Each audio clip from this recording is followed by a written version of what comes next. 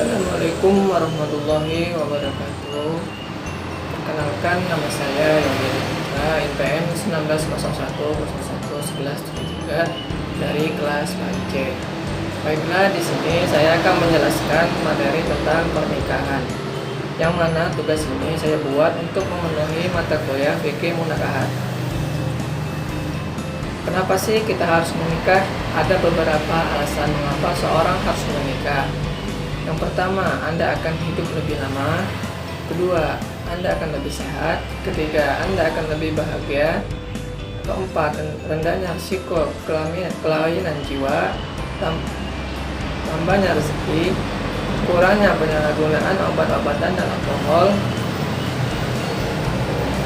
Dan yang terakhir itu lebih hemat dan lebih banyak uang. Ada beberapa konsep peminangan dan kafa'ah dalam Islam.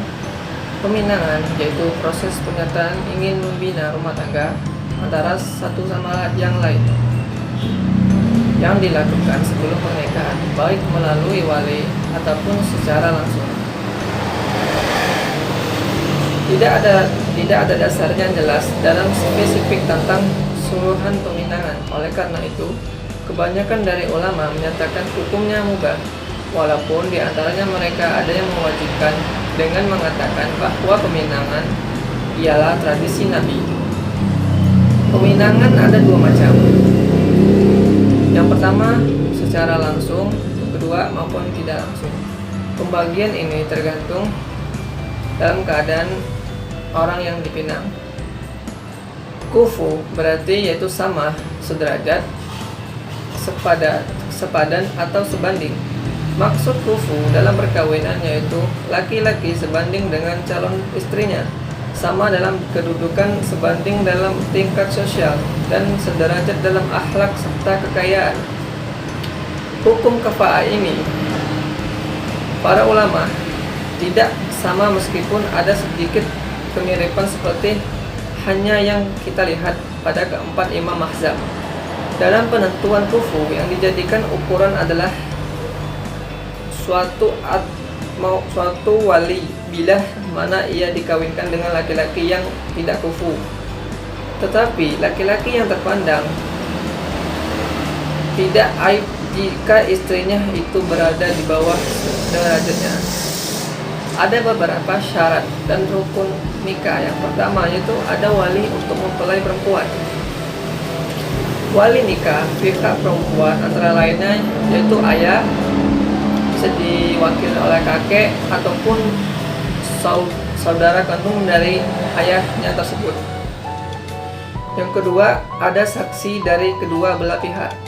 Pernikahan yang sah diperlakukan saksi dari kedua belah pihak. Pernyataan saksi antara lain orang tersebut beragama Islam, baligh, berakal, merdeka, lelaki dan adil.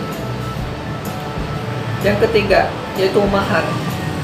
Mahar atau mas kawin sangat penting keberadaannya di alur pernikahan dan menjadi syarat nikah dalam Islam.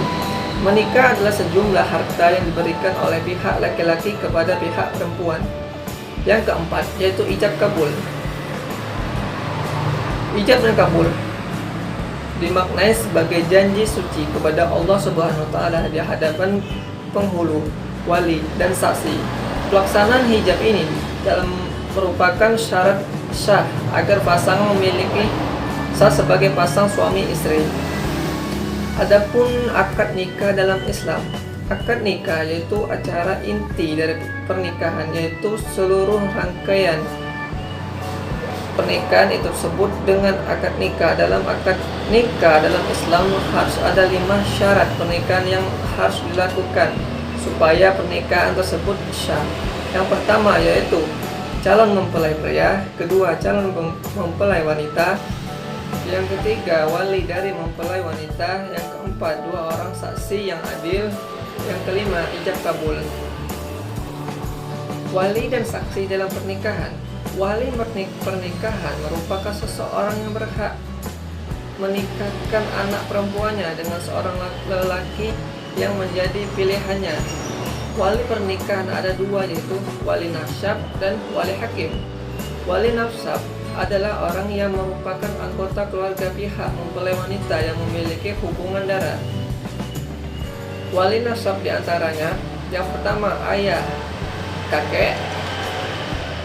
Yang kedua saudara lelaki seayah ibu kandung. Yang ketiga saudara lelaki seayah. Yang keempat anak lelaki saudara lelaki seayah seibu atau kandung. Yang kelima anak lelaki saudara lelaki seayah. Yang keenam paman dari pihak ayah. Yang ketujuh anak lelaki paman dari pihak ayah.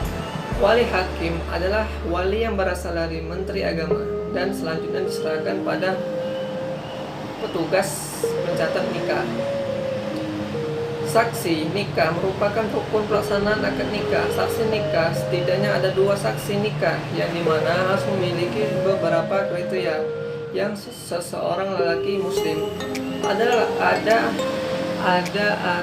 adil, akil, balik, dan terganggu ingatan dan tidak tunga atau tuli. Adapun kedudukan dan jenis mahar dalam pernikahan. Mahar merupakan rukun nikah. Jika tidak ada mahar, maka pernikahan tidak sah.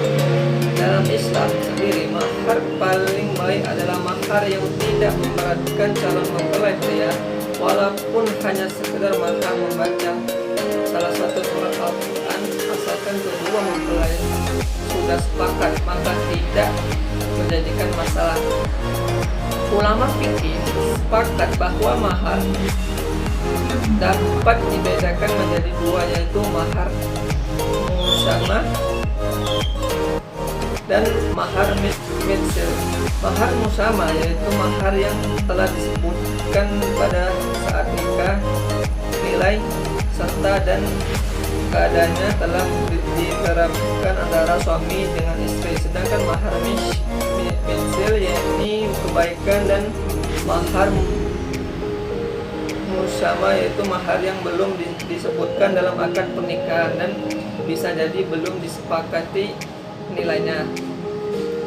Poligami adalah perkawinan seorang suami dengan lebih dari seorang istri dalam waktu yang bersamaan. Lawan dari poligami adalah monogami. Dalam perspektif Islam, poligami dibatasi sampai maksimal 4 orang istri. Ketentuan atau syarat poligami dalam Islam yaitu yang pertama, mampu berlaku adil. Kedua, jumlah istri dibatasi minimal 4 orang. Ketiga, mampu memberi nafkah lahir dan batin. Yang kelima, dilarang menikah 2 wanita yang